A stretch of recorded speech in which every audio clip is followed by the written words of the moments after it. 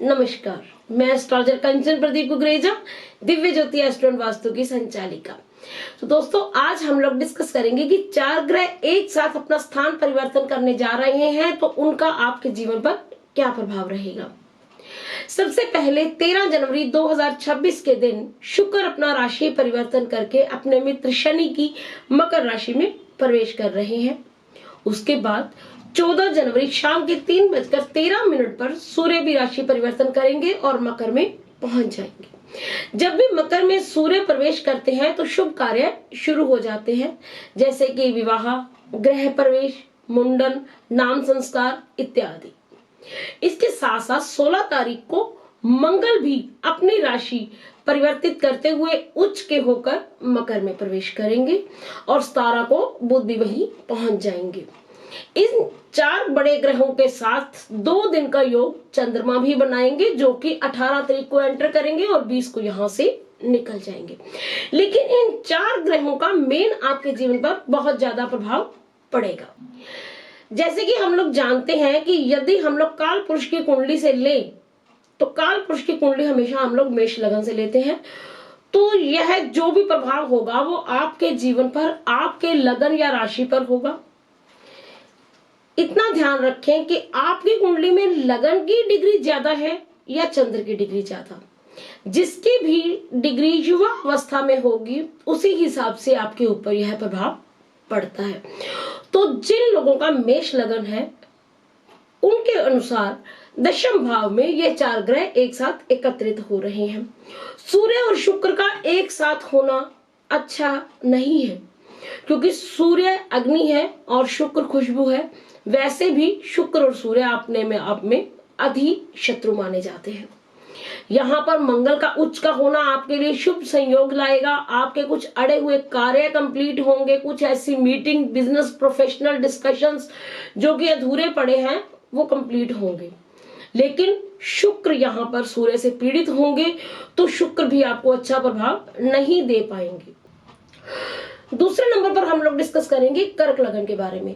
तो कर्क लगन वालों के यह योग सप्तम स्थान में बनने जा रहा है। सप्तम स्थान है पार्टनर का। पार्टनर चाहे वो बिजनेस पार्टनर हो या लाइफ पार्टनर, उनके साथ सामंजस्य बना के रखें। व्यवसायिक या पारिवारिक मसलों में अगर कहीं भी थोड़ा बहुत ऊपर नीचे दिखे तो उसके साथ साथ उन चीजों को सॉर्ट आउट कर ले, बात को आगे ना बढ़ने दे, क्योंकि यह समय थोड़ा सा डिस्टर्बेंसफुल रहेगा। इसके साथ साथ जो सप्तम स्थान है वो भावम टू भावम का योग देखते हुए कर्म स्थान भी माना जाता है। तो ऐसे में यदि आप किसी प्रमोशन के लिए या किसी अच्छी जॉब के लिए अप्लाई करने जा रहे हैं और आपके पास समय कम है, तो सूर्य और शुक्र का जो कुप्रभाव आपके इस भाव पर पड़ रहा है उसे दूर करने के लिए आप सूर्य और शुक्र के उपाय जरूर कर लें, ताकि आपकी किसी भी प्रकार की तरक्की में अड़चन ना आ सके। अब हम लोग लेंगे तुला लगन। तुला लगन वालों के यह योग चौथे स्थान में बन रहा है। चौथा भाव है सुख का स्थान, माता का स्थान। तो ऐसे में घर के सुख में कमी आने के चांसेस बन रहे हैं।